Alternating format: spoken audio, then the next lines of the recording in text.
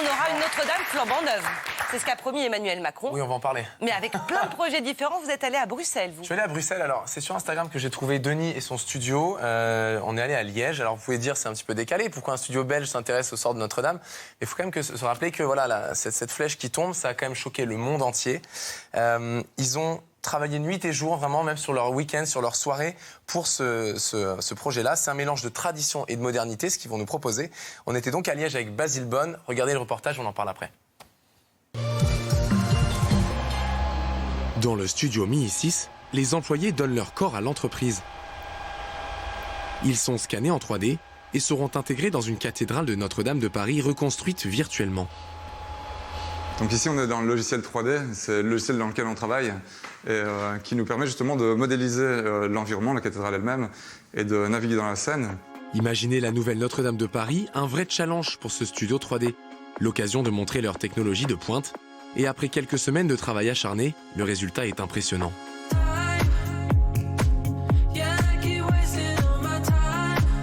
Il suffit aujourd'hui d'un casque de réalité virtuelle pour pouvoir se promener dans la nouvelle Notre-Dame. On sait que les gens sont attachés au bâtiment comme il était avant, et c'est toute une partie de l'histoire de Paris aussi. Et on s'est dit, ben voilà, de l'extérieur, il n'y a quasiment aucun changement, si ce n'est la transparence de la toiture. Et là, on se dit, ben ça va permettre à certaines personnes ou à du public de venir justement se balader calmement dans un nouvel espace. Mais si tu regardes un peu vers le haut, on voit surtout la flèche, avec vraiment un point de vue comme on ne l'avait jamais vu avant.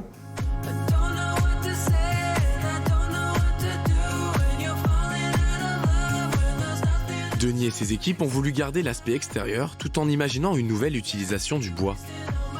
Les gens qui connaissaient bien la charpente l'appelaient la forêt. Et ça nous est venu assez naturellement de se dire on va remplacer les arbres qui étaient des poutres, donc des poutres énormes d'ailleurs, par des vrais arbres. Sachant qu'ici, la structure serait portante grâce aux parties métalliques et plus grâce à une charpente en bois. Une prouesse technologique à laquelle il ne manque plus qu'un architecte.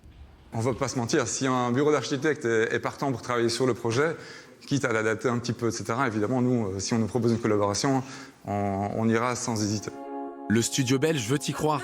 Le gouvernement lancera bientôt un concours international pour rénover la cathédrale.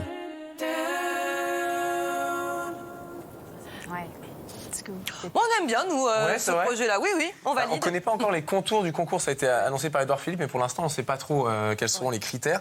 On a sélectionné quelques photos, j'espère qu'on les a, de quelques projets qui nous ont paru jolis sur Internet. Alors, un petit peu, la définition était un peu meilleure, mais vous voyez cette espèce de flèche de lumière qui monte vers le ciel. Ça coûte pas cher. Ça coûte pas cher, c'est vrai.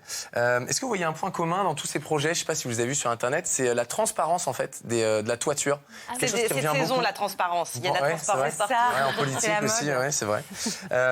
En tout cas, il y a quelque chose qui est sûr, c'est qu'il faudra plus de 5 ans pour reconstruire tout ça. Ah mais non, mais pas du tout. Oui, mais il ne faut pas écouter qu'Emmanuel Macron. Il y a un compagnon, vous savez, ces artisans d'élite qui s'est exprimé il y a pas longtemps, qui a râlé en disant, il a rappelé tout simplement qu'il faut 50 ans pour sécher un chêne.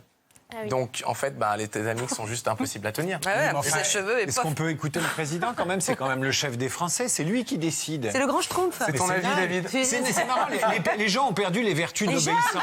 Les vertus d'obéissance et de mobilisation citoyenne. Oui, vous voulez tous derrière le président. On va voir ce que ça donne. Moi, je vote pour ce projet-là parce que la transparence est très beau. Pour un projet belge, mais vous êtes dingue, Ivan.